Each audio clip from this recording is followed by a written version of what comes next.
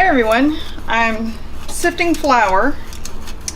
I'm making a pound cake today. This is my grandmother's recipe. So I am sifting the flour because it takes 4 cups of sifted flour. And I'm assuming you know what a sifter is. If not, it's this handy dandy little contraption here. You put the flour in and this is like an old-fashioned one. You just twirl it and it comes out finer. It gets all the lumps out, and so when you're mixing it up you don't have to worry about the lumps. So I'm just adding more flour here,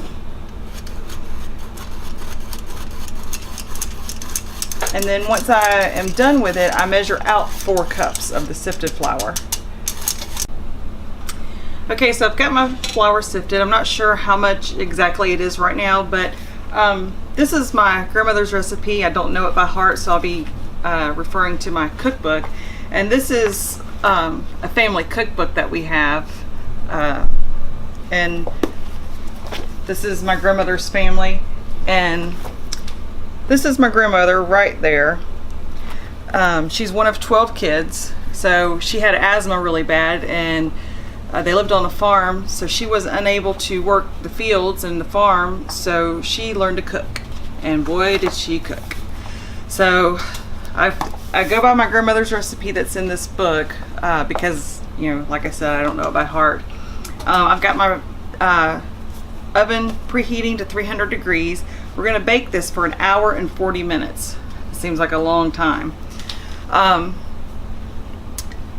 So this calls for 3 cups of sugar, 1 pound of butter, and I've had the butter sitting overnight because you want it at room temperature. And if you don't know what a pound is, it's 4 sticks of butter. And it's going to take 6 eggs, 4 cups of the flour that's sifted, and it's all-purpose flour, some butter flavoring. It takes 2 teaspoons of that, and 3/4 cup of milk. Okay, so I've got my pound of butter, which is 4 sticks, and my 3 cups of sugar. Whoops.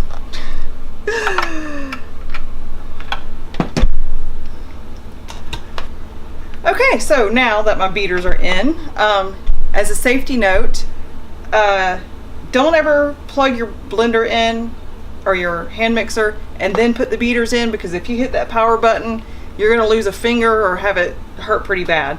I learned that when I was taking a cooking class in high school. So I unplugged my mixer and put the beaters back in.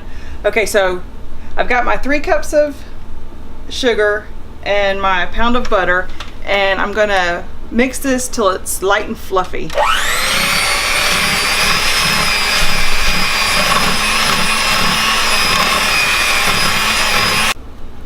Okay, so I've got this mixed together and it's kind of fluffy. It's creamy as sugar can get, I suppose. So now I'm going to start my mixer again, and I'm going to add my 6 eggs, and I'm going to add them one at a time, making sure it's mixed well after each one.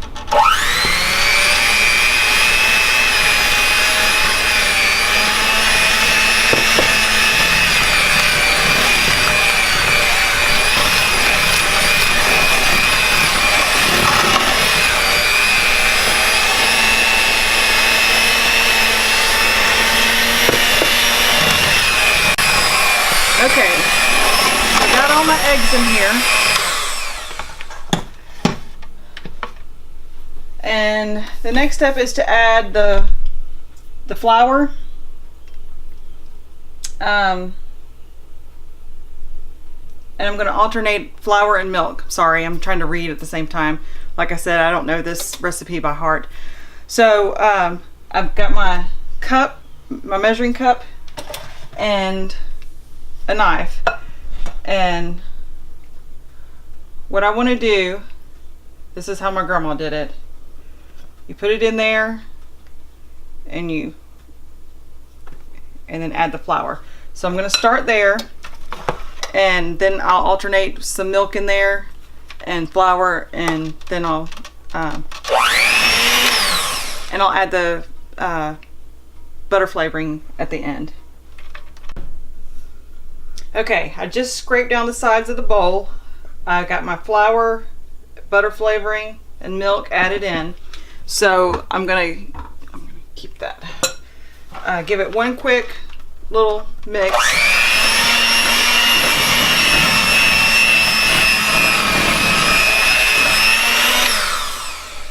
And just a note for any of you who have not baked before, try to keep the beaters in the batter as long as possible when you're turning your mixer off, because it will splatter. You can lift it up just a little bit as you're turning it off to get most of the batter off. But if you lift it up and the beaters are still going full force, it's going to splatter everywhere and you're going to end up wearing it. Kind of like I've got flour all over my shirt. Should have worn my apron. Didn't think about it. So now this is going to go into a greased pan. And I'm choosing to use a tube pan. If you don't know what a tube pan is, it's this. It's got like a tube in the middle. So my oven is heated. I'm going to go ahead and unplug my mixer. I'm going to use my spatula and spoon in or scoop in the batter. I want to do it evenly.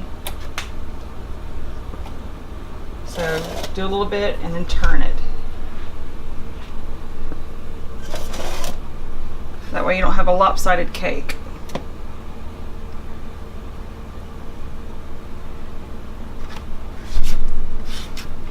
And just scrape this down. These rubber spatulas are wonderful at getting all the batter from the sides. Okay, so I've got it out of the bowl into the tube pan, and I just want to smooth it out as best as I can.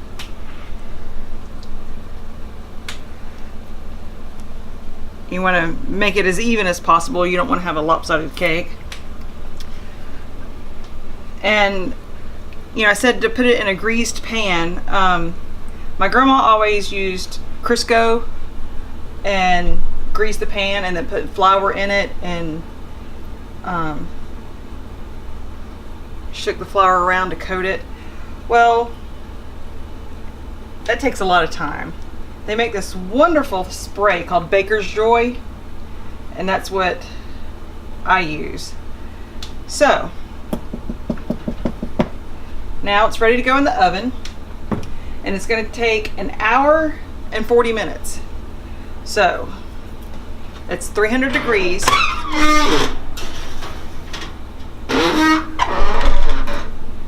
So I'm going to set my timer. 1 hour and 40 minutes takes a while to get up here. Oh. Okay. So I've got my timer, and I'm actually going to put it at 1 hour and 35. Actually, 1 hour and a half. Because this oven has a tendency to cook kind of fast at times. So I'm going to clean my mess up, and I will see you back in about 1 hour and a half. That way I can check it beforehand just to make sure it's not burning, which it shouldn't, but we don't want to take that chance. So I'm going to clean up and see you back in 1 hour and a half. Okay, buzzer just went off. I checked it at 1 hour and a half, and it needed a few more minutes to go. So the poke test, it comes out clean. So it is good to go.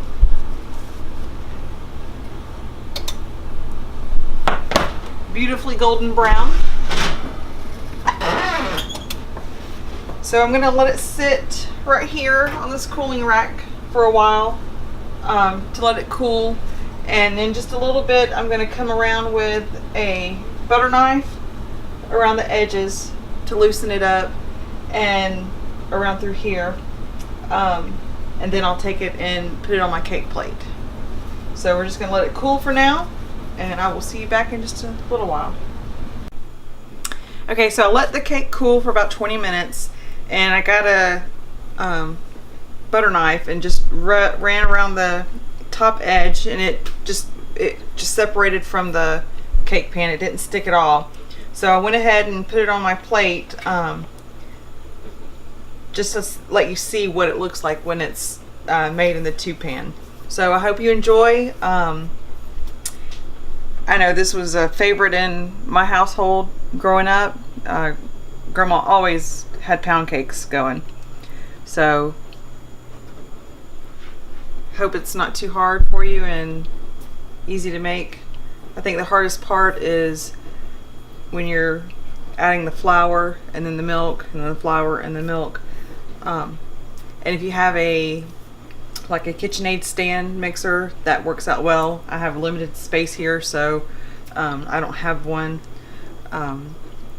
But hope you enjoy this. Thanks.